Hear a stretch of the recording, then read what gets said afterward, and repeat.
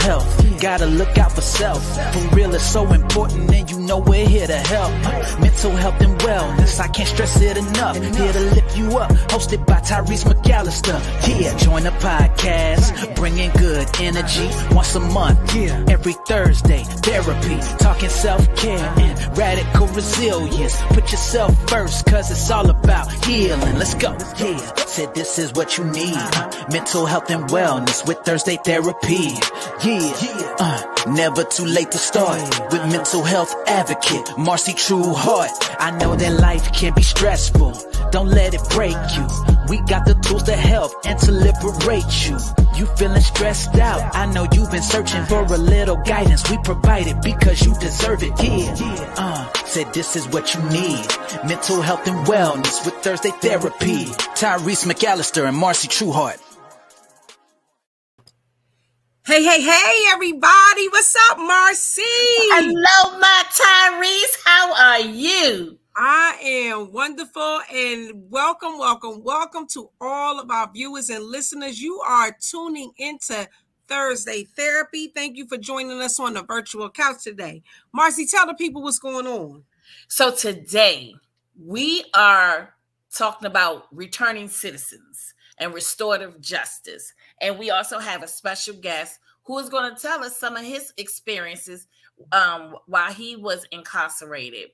And because April is National Second Chance Month, so we want to highlight people who have come out and they need a second chance, because I know I might not have been incarcerated, but I need second chances. So that's very what we're exciting talk about today.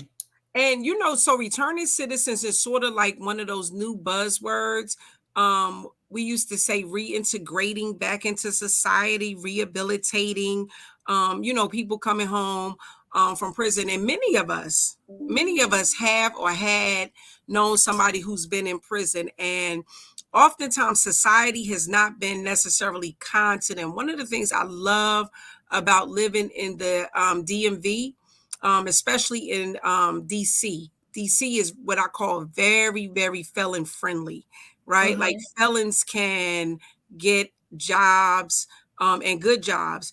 I know here in Prince George's County, Maryland, one of our council members is leading the charge of returning citizens. And guess what? He's a returning citizen. So to be a returning citizen, having a criminal record, having done something wrong, paid his dues to society, right, and then returning to only become, to be able to return and become a council member, right? And so I love that. Because one of the things that I know that is very important is if we don't not only welcome returning citizens back home, but really provide support for returning citizens, they are more likely to go back to prison. Right. And not just they going back to prison, but the issue becomes they are menacing in society, which can put us all at risk, right, for different things. So regardless of what the crime is. Right. And I like the fact that because, working with gun violence, being part of the gun violence prevention and awareness, anti-gun violence, I'm sorry.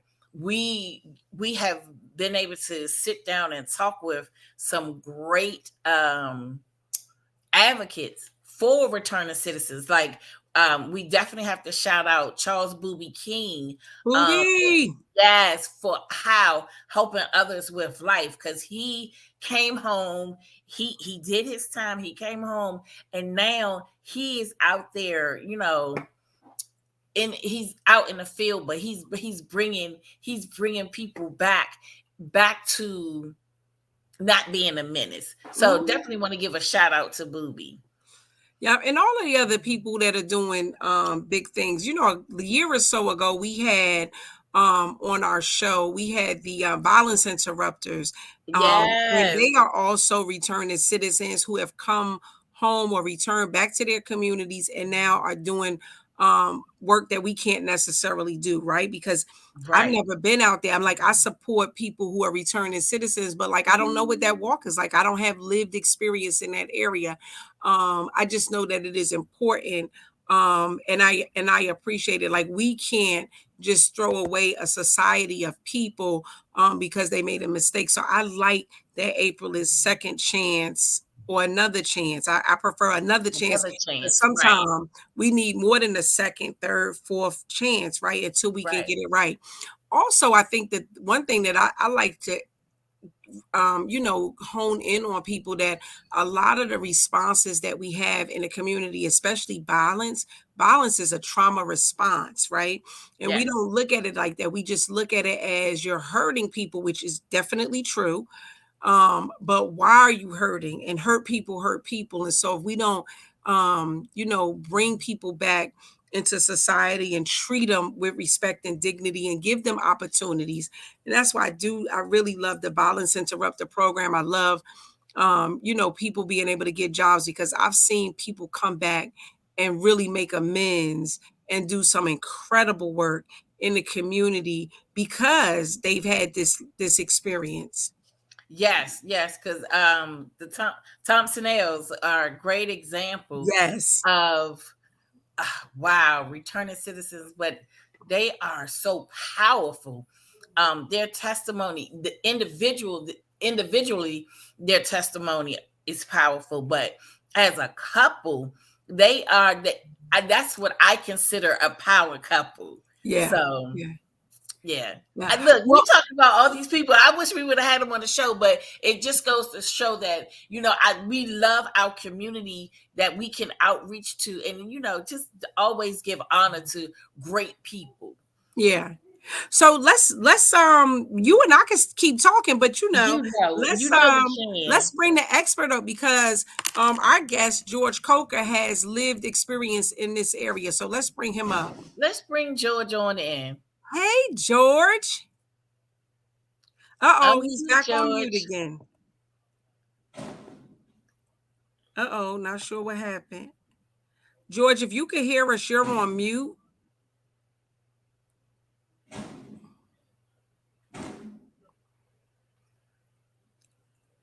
George, how about if you try to step out and then come back in, and we'll bring you back up. Well, while George is getting it together, let me tell you. So I pulled just a few statistics, right? Do you know 1 in 2 working adults will have an arrest or conviction record by 2030? That right there, that says a lot. It does. You said 1 in 2? 1 in 2. So between the one of us, we're gonna have a record by 2030. It's Oh, gonna wow. be me. I already know. Well, I got the bail money for you, boo. That's why I love you. And they were and I was looking at some statistics, and they said for women the statistics is up 800% increase of women being arrested and incarcerated.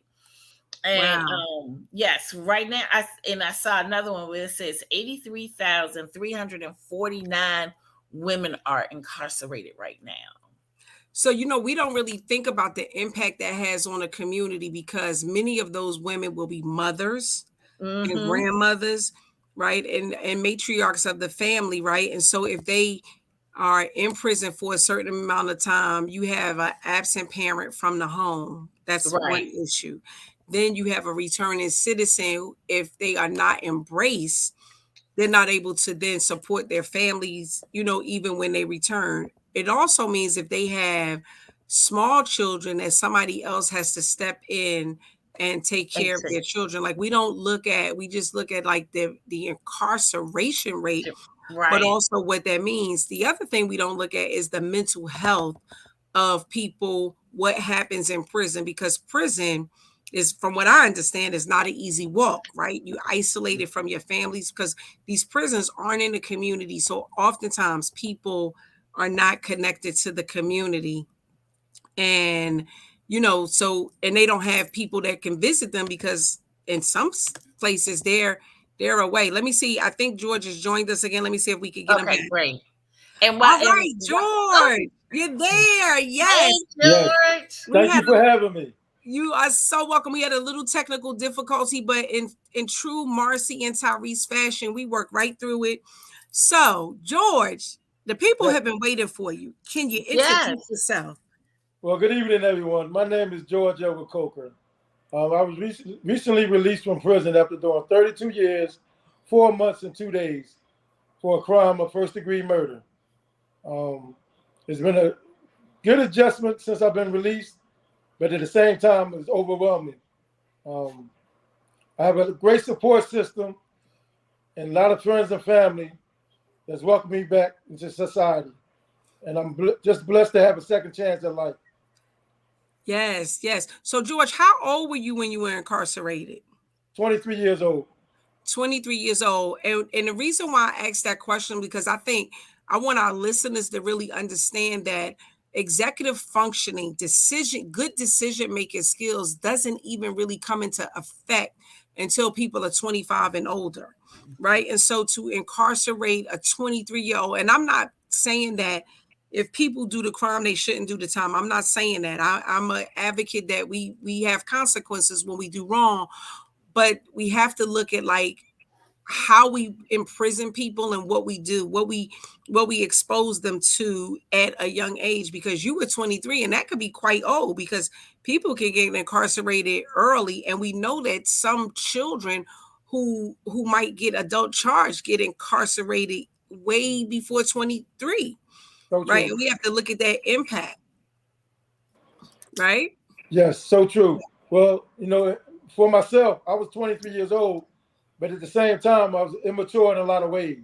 So that led to me making irrational decisions and bad mistakes. While in prison or before prison? Both. Okay. So, yeah, so you were given a life sentence, correct? Correct. Yeah. So it really is a blessing for you to be out, because the justice system probably never intended for you to be out. That is so true. Yeah. And so we got to look at that, like at 23 years old, you haven't even lived a life. And to be given a life sentence has to have an impact on even just how you adjust to prison life. Can you talk to us a little bit? Because this is, of course, a mental health show. Can you talk to us about the mental health of your mental health into adjusting into a prison? Well, it was difficult for me because I'd never been in trouble before.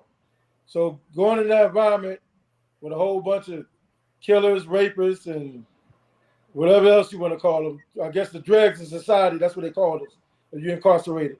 Being thrown in the jungle with every man for themselves. I didn't know how to cope. I didn't know how to react. Man, I was like a fish out of water, so per to say. It was difficult to adjust, but the mindset I had to grasp at the time was, you have to do it. You have no other choice. You know what I mean? So I just went with the flow and observed my surroundings, stayed to myself.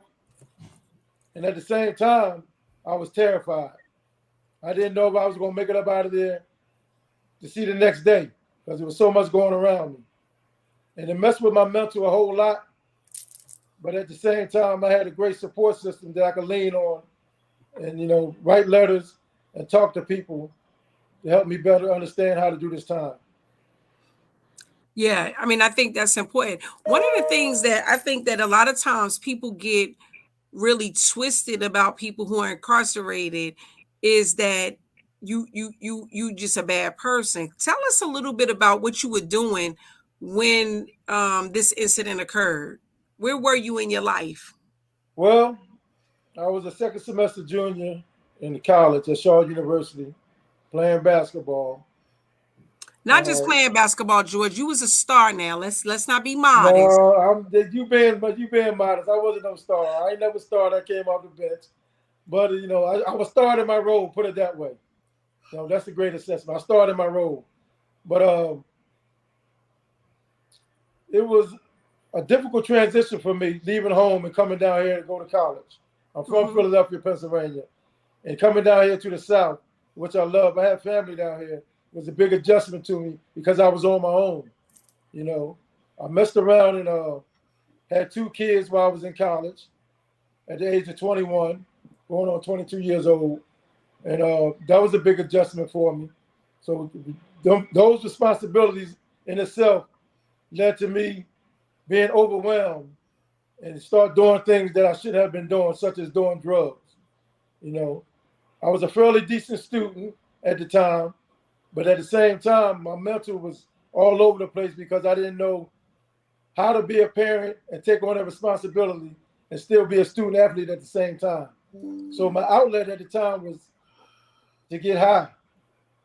I know I should have been doing it, but at that time, that was me. Yeah. Just being myself. Well, and I remember too that you did experience a trauma your freshman year of school. Yes, You want I to talk did. about that? Yes, I did. My girlfriend at the time, back home in Philadelphia, named Malika, she committed suicide. And that was very traumatic for me because I wasn't expecting that. Mm-hmm. And my great friend at the time, Tyreese McAllister, helped me through that situation. Believe it or not, that was our first time dealing with a situation like that. So I guess it was preeminent in her calling to do what she's doing now. I was destined to be a therapist, huh? Yes, she was, because we helped me a great deal. Yeah, it actually, yeah. So real talk, I was 18 years old and we had went to a party and George called me 2:00 in the morning, come outside. And I'm like, bro, I'm just getting into bed. I'm not coming outside. And I could hear it in his voice. And so, yeah. And I was a business major. I wasn't even a mental health or a social work major. So yeah, but the other things, George, some of your early childhood experiences, and the only reason I want you to talk a little bit about that, if you're comfortable, but you know, I think that what people don't realize that a lot of times violence and acting out, drug use is a trauma response. Like people are hurting and we don't consider that. And I do training with police to work with people who are acting out and who have mental challenges. And one of the things I remind them, because people can have a heart for a child who's hurting, right? Right. But a lot of times that 40-year-old is a child that nobody ever came to intervene in their life, right? And even at 40, even though they may be acting belligerent, you have an opportunity to pour into their life even at 40 because you might be talking to a 5-year-old for real. So you want to share a little bit about your early childhood if you're comfortable? Well, my early childhood was, I say, pretty traumatic at times. I come from a good family on both sides, but at the same time, you know, family function dynamics, we got a lot of dysfunctions in the family. Drugs, alcohol abuse, that was per the norm. But, you know, being as though I was the first in my generation, I pretty much grew up with all the adults and teenagers. So I've seen a lot of things I shouldn't have seen. But I tried not to let that influence me. And that's why I turned to sports. You know, that was my outlet. You know what I mean? But it always resonated in the back of my mind what I seen growing up. Yeah. You know.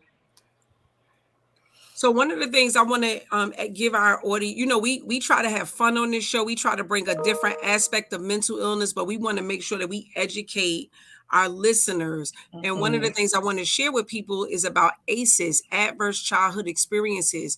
So the things that we experience from 0 to age 17 have a profound impact on our lives. Now, some people can experience lots of ACEs, lots of adverse childhood experiences in their life and still turn out to be okay.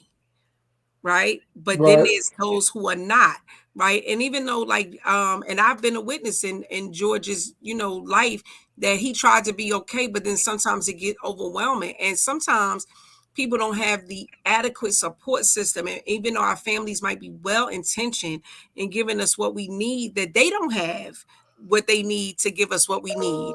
And so we want to make sure too, and it's important for me that we pour into young people. You know, a lot of times we want to talk about young people, like in our community in the DC area, a 13-year-old boy got killed while trying to break into a car by a citizen.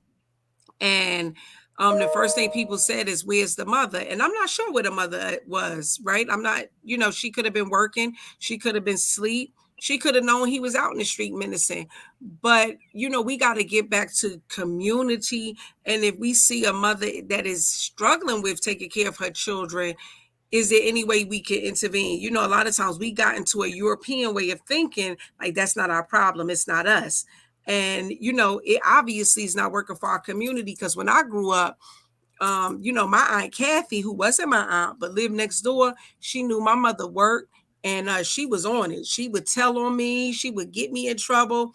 And I thank God for her. I thank God she was that nosy neighbor that did not mind her business, because ain't no telling what kind of trouble I'd have got in if I didn't think she was watching me. And so we gotta be able to, look back and pour in. Real quick, I just want to share. George, you got a lot of fans on here tonight. Jasmine says, "Hey, Daddy," and Michelle Abney. Hey, Michelle, I haven't talked to you in a long time. And Boss Talk is watching us. So thank you all for our listeners. And if you're watching on the replay, definitely send us some love. Give us a hashtag replay. Send George some encouraging words. Because he needs it. And one of the things I heard you say, George, is that you are adjusting. Like, you have spent 32 years, 2 months and 4 days. 32 years, 4 months and 2 days. Okay. I got my numbers mixed up, but yeah. So no, really, to come out, this is a huge adjustment, which I think people don't really appreciate. When you got locked up, it was 90. 1990, yes. 1990. So we talking 32 years ago. It was no internet. Everybody, there were payphones on the corner, right? Correct. There were payphones on cell phones. No cell phones, no email, right? And so, you really gotta, it's a huge learning curve for people who've spent a significant amount of time. Not to mention, I just look in DC. I've been in DC 32 years. And what I see in DC is the city has changed. If I ain't been in the area in a while, and Marcy, you're from DC, you could get lost. So can you imagine being away from, Georgia's been away from Philadelphia for 32 years. It's a whole new city, isn't it? Yes, it is. Oh, okay. I thought you got stuck. Yes, it is. It's totally different. Yes. A lot of things are still the same, but at the same time, it's different. Yeah. For myself, it seems like everything is smaller for some reason. Okay. And the city is constantly growing. Yeah. So one of the things I want to share with you, that one, not just you, but returning citizens, I think really have to understand that this is a huge adjustment, and anxiety and depression is real. It is real, and it'll sneak up on you. So I want to encourage not just you, but any returning citizens that are listening, anybody who's listening that loves a returning citizen, that you encourage them to get some help, right? Because that anxiety, learning how to manage when you feel overwhelmed. Now, and I have, my work, I've done emergency mental health for years. Kerwin is watching. He said, my brother.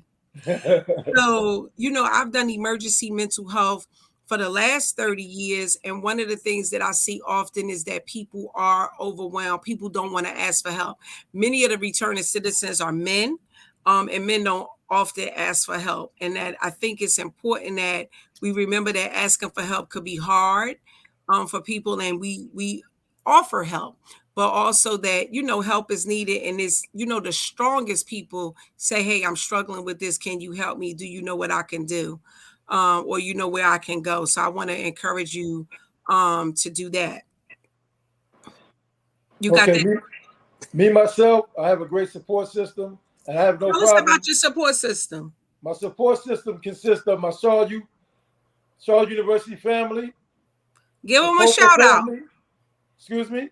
Give them a shout out. All the shouts out to my Shaw U family that have been supporting me all these years. Thank you so much. And my family, the Cokers in Philadelphia, and the Reeves in Philadelphia and North Carolina, thank you so much for supporting me. Since I've been home, I've been leaning on my sisters a lot. My sister Michelle, my sister Georgette, my sister Jessica, and my sister Patricia. They've been a great support system for me. I lean on them. I talk to them. They ask me questions. I ask them questions. My Aunt Ann, one of my biggest supporters, she's been chauffeuring me around and giving me advice and just being there for me. So everyone has been instrumental in my return to society. And I'm just so blessed to have the opportunity to speak out and thank everyone for being there for me. Yeah.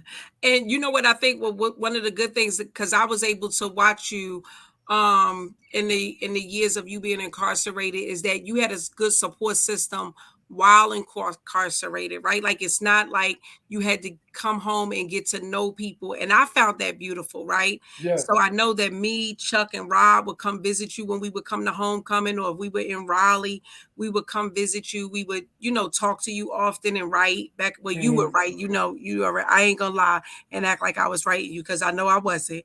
But also Aunt Ann, and your children. And let's talk about that, because one of the things I said was that when people go away people are incarcerated, that we don't really consider that a household is disrupted. Especially Marcy had given us the numbers for women, that when women are incarcerated, somebody has to take care of their children, especially if the father is not present. So you have grandparents taking care of children, and that could be a difficult challenge, or family members, and just having a parent that's incarcerated can be very difficult. But your situation was very unique. Can you share a little bit about, because you said you had 2 children before you were incarcerated? Tell us about that experience and returning home to them. Well, I give all the glory to God first and foremost for keeping me healthy and sane, but also to their mothers. I got a daughter, Jerika, that was born in Chapel Hill, North Carolina. Her mother, Keisha, went to St. Augustine College. And my son, Arsenio, he's from Philadelphia, and his mother, Nada, they both allowed me to be in my children's lives. And then also, I have my daughter, Jasmine, which is not my biological daughter, but she's from a previous relationship before I got incarcerated. And she's been in my life since she was 2 years old. And I've been raising her from the penitentiary like I was raising my daughter and son. And that was very instrumental, because her mother, Phyllis Bridges, allowed me to parent her. So that was very nice of them to do that, to allow me to do that. Yeah. To help raise them while I was incarcerated. Yeah. And, the bond that I have built with them is very strong, and it got even stronger when I came home, because I had the opportunity to sit down face to face with them and talk to them. And I see, Jessica, I see Jasmine and Michelle, like you said, and another Michelle and Kevin. They're here for you, and that right there. And I also and we want to shout out also Jennifer and Donna for being here. But this alone, because of the simple fact that we've had guests on the show and they've put it out and they've had no one to come and support. But this alone right here, it shows the love in the comments shows. And we're blessed to see that you have this support system, so you can not only, when you came home after 32 years, but yet you came home to 32 years of love and affection and respect, because I can tell just by the people showing up and the comments, you have all of that, so you never lost any of that while not physically here to raise 3 beautiful children. So yes, ma'am. know what? Go ahead. You were gonna say something, George? Yes, ma'am. I'm truly blessed, and like I said, my support system has been great. But that's a testament to my character. I wasn't a bad person when I was out there. I love people. I got along well with others, and my Shaw family embraced me. I mean, I have so many friends that I still keep in contact with over the years from meeting at Shaw University. I mean, I'm overwhelmed with the support. I mean, I knew I was well liked and well received by everyone, but this right here is just showing the love that the people put out for me, and I'm truly blessed and thankful for that.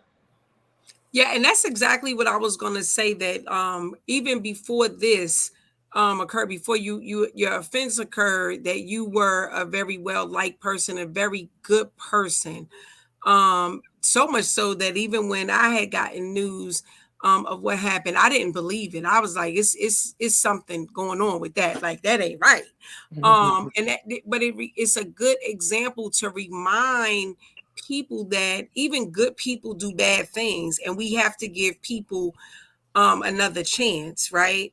Right. And one of the things that I think is important too, because people, when my daughter was killed, and I was able to forgive the person who killed her, like, people couldn't believe I was able to do that. But I understand that, first of all, I understand that bad things happen to good people. I do understand that. I understand that not nobody is born a monster, that something happens in a child's life that changes the trajectory of where they're going. And I think I can contribute that, to knowing you, that even knowing what you had done, I knew you were a good person. And that, you were not in no way a monster, even though this was a horrible thing, right? And that you really needed a second chance. So I really attribute my being able to forgive a testament to our relationship and friendship before your offense, and then even knowing you after your offense, and knowing and being able to see for myself the remorse that you had for what you had done. And so I'm very grateful for our friendship. One of the other things I want to highlight too, George, you had quite a few losses while you were incarcerated. And I think that people don't consider that, right? In 32 years, a lot of things happen in people's families and friendships. I know you lost your mom right before you came home. You lost your sister, and so you grieve those losses, of course, and those are two major losses. You Yes. grieve those losses, but you really kind of grieving them alone. You might be able to call your family, but at the end of the day, you bear that by yourself, and I think people don't consider that. Right. But I also lost my grandmother right before my sister got Yeah, killed, you tragically sure killed. did. I remember that. So yeah, that was a big adjustment for me. But at the same time, like I said, my family support has been astronomical. They've been there for me. I always could reach out and talk to my family. My sisters, my aunt Ann, they was instrumental in me building the bridge and staying sane per se. You know, I try to laugh a lot of things off, but at the same time, I suppress a lot of stuff, a lot of the hurt and the feeling of being alone by losing my loved ones. But Hmm. the good thing about it is that I was very close with them, and I had a chance to talk to each and every one of them right before they passed, and they helped me deal with them being gone. Yeah. Um, Uncle Leroy says hi. Hey y'all, thanks for um, tuning in. yeah. Marcy, you have anything else? Um, well, what I wanted to highlight, that there were a few things that happened here in DC, and they happened Tuesday, and Wednesday. But and I want to shout out Larry Miller from News Channel 9. I love him, but he did an interview with and I didn't get her name, but the missionlaunch.org. And what I was telling you about, she was incarcerated. She got convicted for 82 months, but she served 70 months. But when she came out, she was incarcerated, but she was trying to figure out how to help people when they come home. So as she was serving her time, what she was doing was building a platform to help returning citizens. And they did something at the convention center, and that was Tuesday and Wednesday, which was called DC held a hackathon. So basically, returning citizens were able to go to the convention center Tuesday and Wednesday and apply for jobs. In DC, DC government was involved. Department of Labor was involved. And also, with this interview that Larry Miller had, it was the NAARC with Eric Hodge, and it was also he is a returning citizen. He's been home for 17 years, and he's built a organization and a platform for returning citizens to come home and to get jobs, to get training. So, that was with that interview, but it's just good to see that there are programs out there wherever you live, in whatever city you live in. Go first to your local state's mayor's website, and you should be able to find restorative justice links, returning citizens programs. So go and look at your local government and see where you can either participate or you can be a volunteer to help. So because every organization needs help. Every nonprofit organization's grassroots organization need help, because of the simple fact it's everybody wants to reap the benefits. No one wants to work in the do the work. So that's all that I had. I just wanted to put some of those, just mention some of these organizations so we can go look them up. So if we have family or loved ones, these are some we can start there. Mm-hmm. Excellent. Thank you so much, Marcy. Hey, George, I want to know what's in the future for you. But before we talk about what you got planned for your future, tell me about this book you got. Well, it's a compilation of 18 authors, and I'm just one of the authors that's sharing the story of fatherhood. When I first got incarcerated, like I said, I left 3 children out there, and I didn't know anything about being a father. As far as being away from my children, I didn't think I was going to be able to still parent them, and I was scared, and didn't know what was going on. But through the grace of God and my family and friends and support, I was able to just stay in my children's lives by writing letters. And my big sister, Clarissa, we call her Janine's, that just passed away. She used to always be on the highway, bringing my daughter and my son to see me. So that was a big help and helping me stay in their lives. And so I reached out to myself, reached within myself and just started communicating with my children on a level where I was writing letters constantly, talking on the phone when I could, and seeing them through visitation. That the daddy was still going to be in their lives, regardless of where I was at. Mm-hmm. I just try to stay diligent in that, being consistent, and letting them know that they were loved by me even though I was away. I wasn't there in the physical. And telling them that everything was going to be all right and that I always be there for them. They could talk to me about anything. So it was easy really for me to sit down and write the book, because by being incarcerated, I'm around a lot of guys that talk about their children all the time. But at the same time, I didn't see them sitting around writing any letters to them or when they got on the phone to speak, they want to talk to the baby mother for maybe you got a 10 or 15-minute phone call, and majority of the time was talking to the lady instead of the child. Mm-hmm. And I took that and I ran with it, and I put some excerpts in the book about how to parent a child. And one of the key factors is you have to communicate with your child majority of the time when you're talking on the phone. Mm-hmm. You can't be asking questions about what the mother's doing. A child could pick up on it if you're not really seriously into them. You know what I mean? So what I did with my children, and I also did it with my grandchildren, is invested time in their lives. What they like, their likes, their dislikes, what they need, all the essential things that plays a part in the child's upbringing. Letting them know that I am there for them and it's all about them. Yeah. And I love that. And I have been able to watch you do that. And how many grandchildren do you have? I have 5 beautiful grandchildren. Awesome, awesome. So Three boys and 2 girls. okay, awesome. So I've been able to see some of the pictures with you and the grandkids. So that has really been awesome to see, and how everybody has really embraced you. So I'm so glad that this is the journey for you, and that you had a second chance to be able to do exactly what you want to do. Can you tell our audience what is it? What's next for George Coker? Well, the plans for George Coker in the future is to become a drug and peer counselor.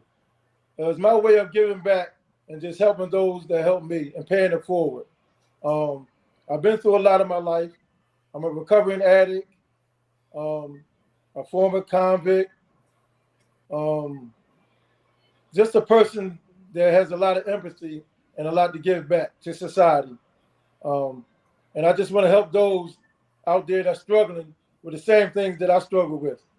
You know, if I could just help one person, I done did my job. And I just want to put it out there that you're not alone.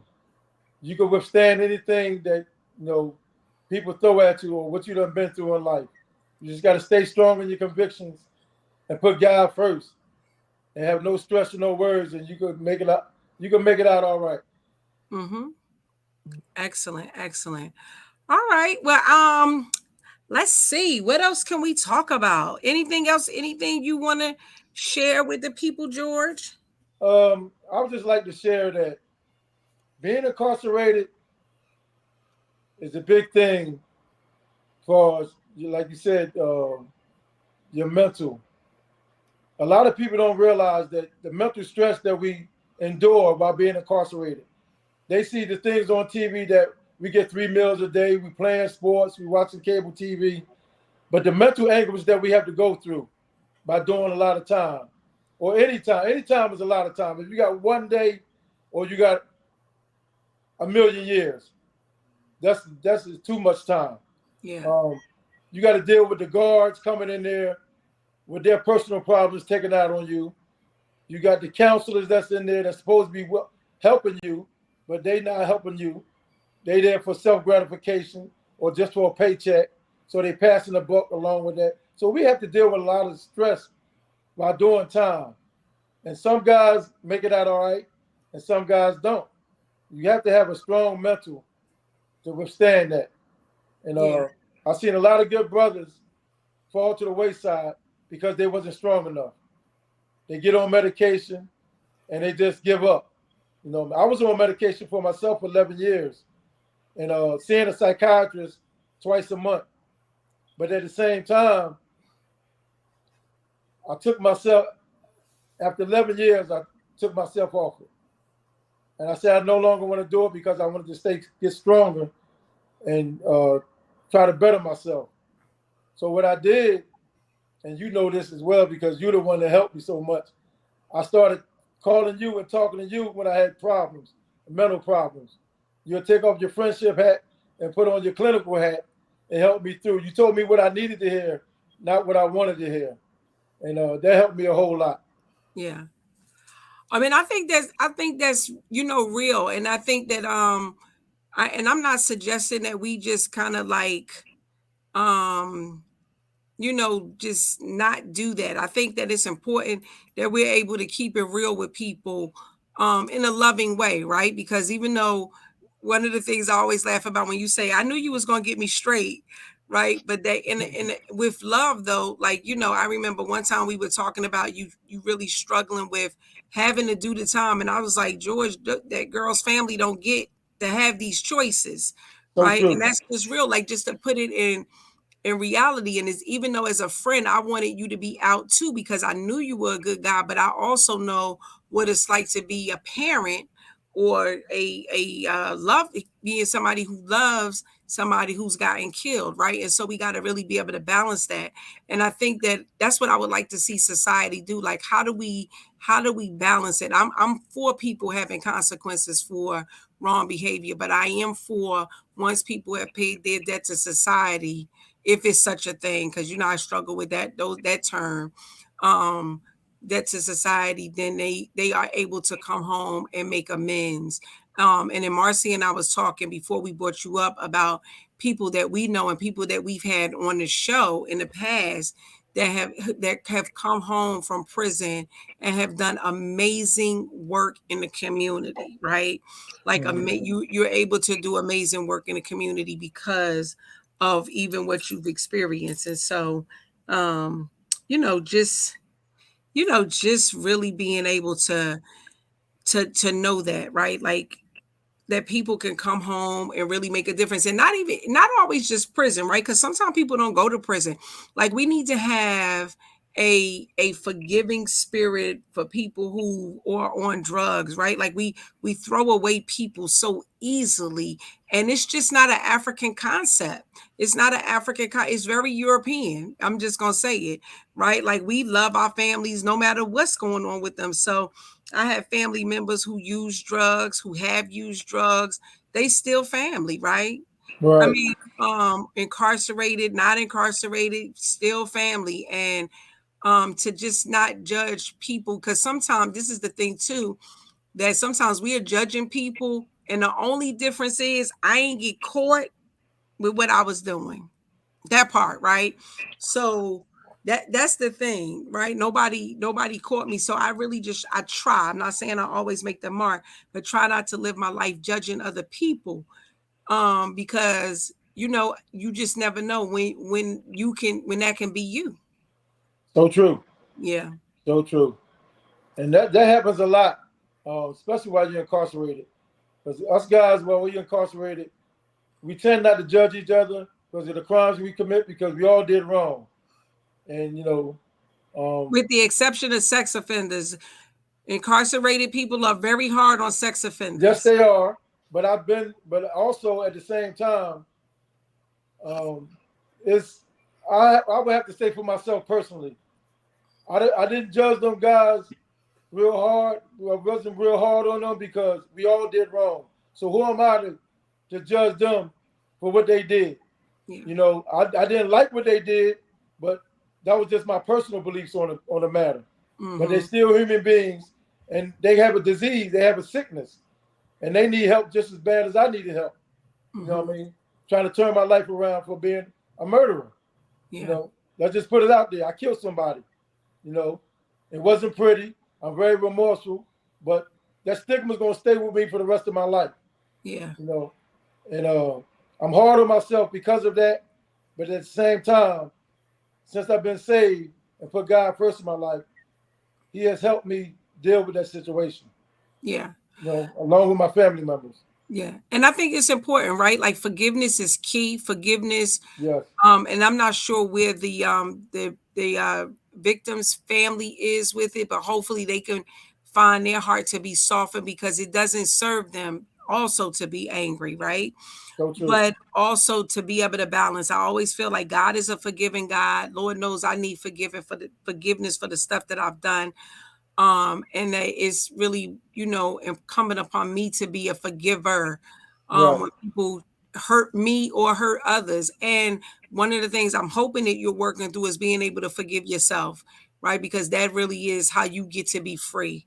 Because sometimes, and I'm glad we're talking about this, because sometimes people are not just incarcerated physically in prison, but people are incarcerated in their mind because of their own unforgiveness about what has been done to them or what they've done, right? So that forgiveness is another type of incarceration that that people don't necessarily look at, but we can definitely be incarcerated in our mind, locked up, and just not in a good headspace because of unforgiveness and some other stuff.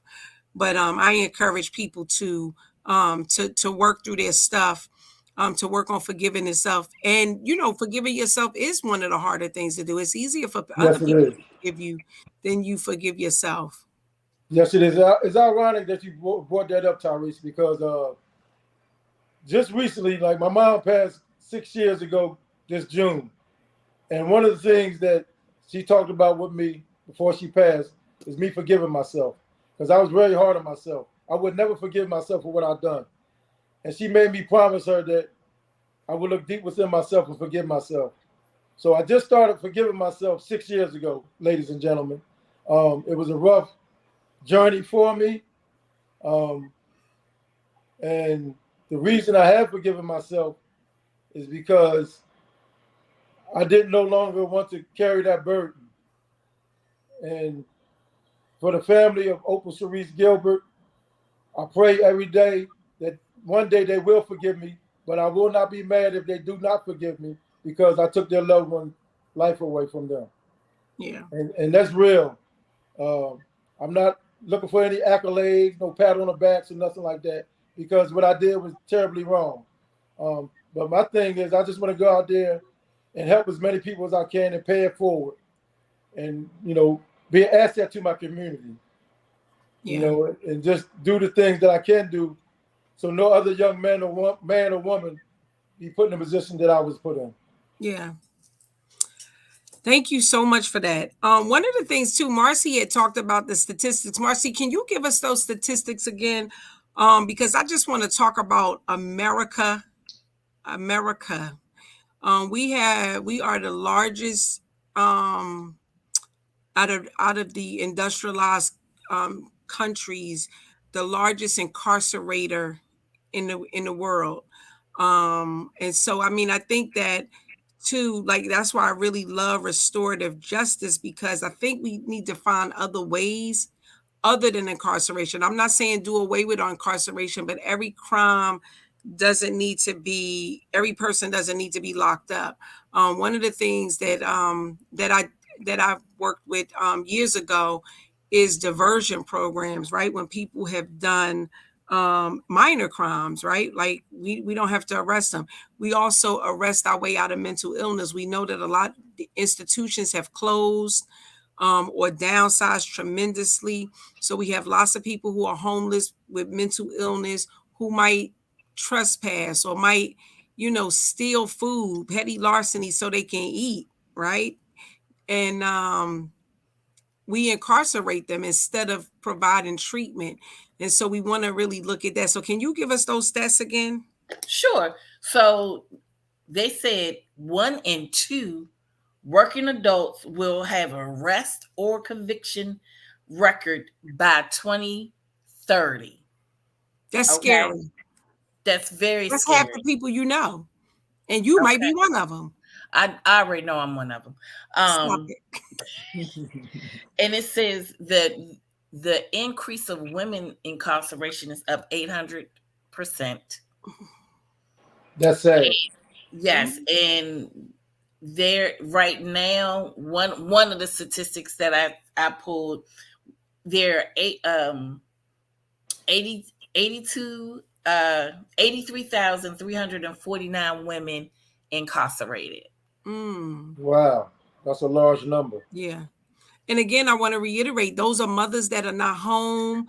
And fathers that are not home. Like George is a unicorn in that he was able to be in his children's lives, and then grandchildren, 32 years that he would have 3 different women who would make sure that he was able to have a presence in their life. And it's not ideal, right? It's not an ideal situation to have to, be in a child's life from prison, but it's better than nothing, because we have to really look at that. And are there different ways? And what can we do as a society? How do we work with legislators to find other ways? One of the things that I heard many years ago, and it's heartbreaking, and it mostly affects our community, because I don't have the statistic on it, but I can tell you a majority of the people who are incarcerated look like the people on this podcast. And that's sad. And so we got institutionalized racism going on. We got a lot of other stuff. But they build prisons based on 3rd grade reading levels. Like, that's wild, right? And I don't know if people really know that that's a real thing, that they're building prisons. They can't find money to improve these schools, but they found money to build a prison. And so we really got to look at that as a society and look at all of the people who've been taken out of the community that are assets. And another thing I know that we're working on here in Prince George's County in Washington, D.C. is felons don't have the right to vote in some places. And so being able to overturn that when people come out and become viable citizens, that their rights should be restored. And so we know that's a trick too. So we want to, like anybody who can advocate, like this is a worthy cause to advocate for. Right.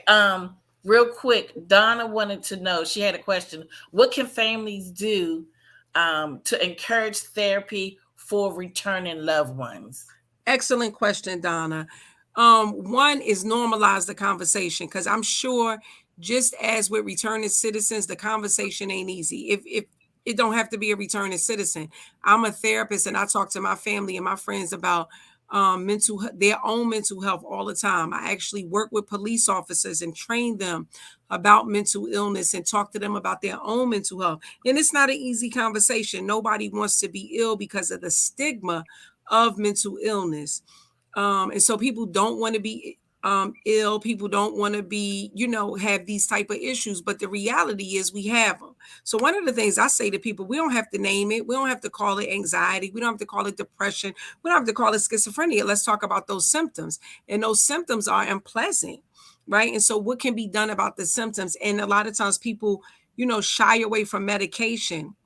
Medication can be helpful, but it's not indicated for every illness. There's a lot of things that people can do, one, to stay healthy, right? I think that's the first part. Like that's where I work hard on, trying to keep my mental health healthy. So just like people go to the gym and people eat, a better diet to stay healthy, I think we have to do things to stay healthy. But when we are struggling, and we all struggle, we all have experienced mental health symptoms. Some might require a higher level of care and some might require, small stuff. But if you've experienced loss, you've experienced grief, and grief is the cousin of depression, right? If you having sleepless nights and insomnia, that's a level of anxiety, right? If you a control freak, that's anxiety as well, and perfectionism. So we don't have to call it mental illness, because I think people shy away from the word. But let's talk about the symptoms, how unpleasant they might be for you, how unpleasant they might be for the people who are experiencing them, and that there's real help out here. Therapy is a good thing. I have lots of clients who have been trying to avoid therapy, finally get there and be like, you know what, this is not bad. I wish I had done this years ago. Right. Like it really is. And it becomes, it becomes comfortable, like to get things off your chest, like it's healing in that. And so I want to encourage people to think about therapy, and you don't have to be ill. Like, some of my clients see me once a month and they just get stuff off their chest that they can't say to other people. That's what Marcy does. Like, don't say that out loud to nobody else but me. Right. Like you got to get stuff off your chest.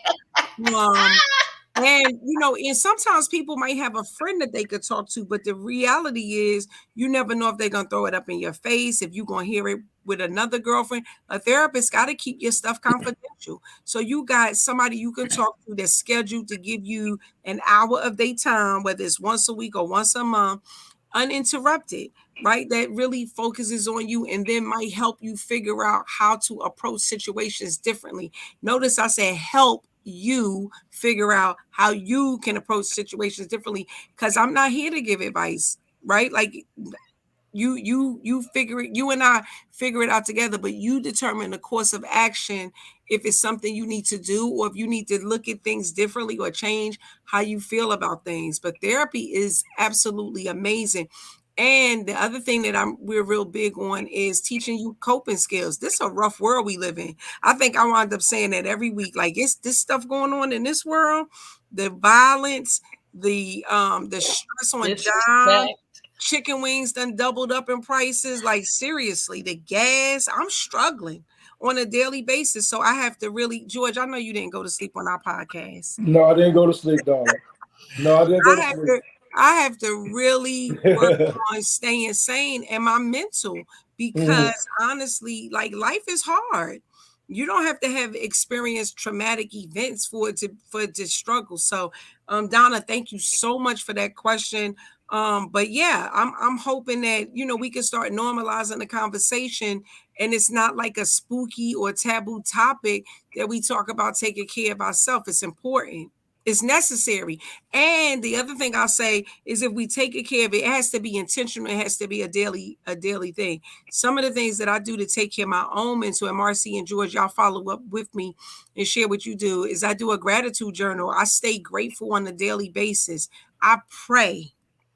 I meditate, and I don't allow toxic people to stay in my space. I don't dismiss them. I dismiss me. I'm out. Okay, I like that. Baby, I like that. I'll leave you standing there talking to yourself. I'm like, woo, nope. Marcy, are you a witness to that? I'm like, yeah, I Yes. can't do you. I'm out. I'm a witness also, because you helped me a great deal with that. Yeah. That's why, like I said, ever since I put God first in my life, I have no stress and no worries. I don't let nothing negative get into my space. You know, especially since I've been home now and seeing all this going around here. I'm just happy go lucky. Yeah. You know, I'm overwhelmed with everything. Everything is new to me. I'm bubbly. I'm anxious. I'm everything. You know what I mean? I'm like a kid in a candy store. You know, Okay. this is my second lease on life. So I just try to take it all in and just enjoy the process. Marcy, why don't you tell us what you do in the end with your Marcy moment? Okay, so I buy shoes because I love it. But I've learned when I wake up, I stretch, I pray, I do my affirmations. Um I have a therapist. I have Tyreese because I need all of it. And I'm not Okay. her therapist. I'm the she has a therapist and me. Yes, I have a therapist and I have Tyreese. We all have Tyreese. Right. So but I'm learning to release. I'm learning to release things that don't concern me. And I'm also learning to whatever you think about me is not my business. Ooh, that part. So I'm learning that, and I'm taking some great strides in that. And this has been as always, a fantastic hour. George, thank you. I kind of not kind of, but I want to kind of reiterate. April is National Second Chance Month, and also it is also This month is African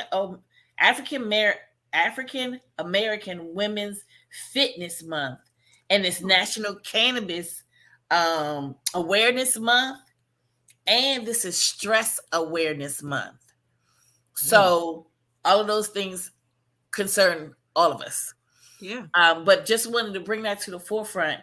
And my affirmation for today is, wherever I am, God is. All right. I I love it. like that. I want to thank all of our first-time guests. Thank y'all so much for joining in. And listen, I want to invite you personally. So you can't say you were not invited. I want to invite you all personally. Every Thursday, join Marcy and I on the virtual couch. We usually have something very interesting or an interesting guest, and we have a maybe different spin on mental health. But this is one of our ways of making sure that people can learn about mental illness or mental health and wellness, and normalize the conversation. So we usually try to have a lot of fun. We talk about very serious topics, but kind of low key, right? So we want to invite y'all 7:00. Join us here, like us, like our Facebook page, and just check in with us and see what we're doing every now and then. Again, thank you, George. George, you want to have any last words before we go to our outro? I just want to thank everybody for tuning in and giving me the opportunity to tell my story and express myself, and for all the support from my Shaw U family, from my Coker family, from my Reeves family, and all my friends out there in the world. Thank you so much for supporting me. Awesome. And George, I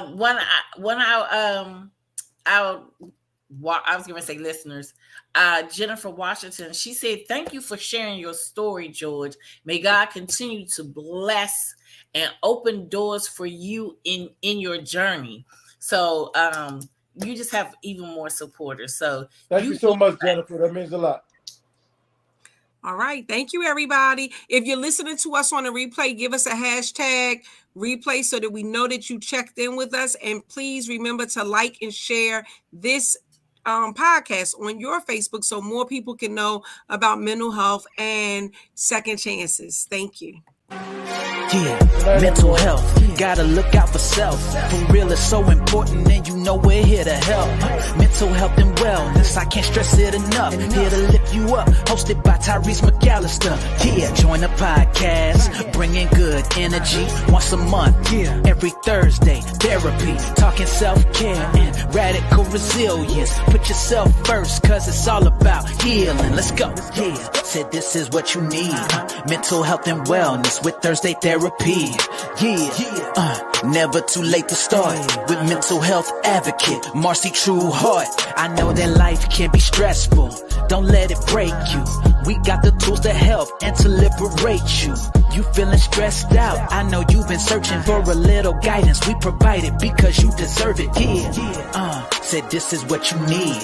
Mental health and wellness with Thursday therapy. Tyreese McAllister and Marcy Trueheart.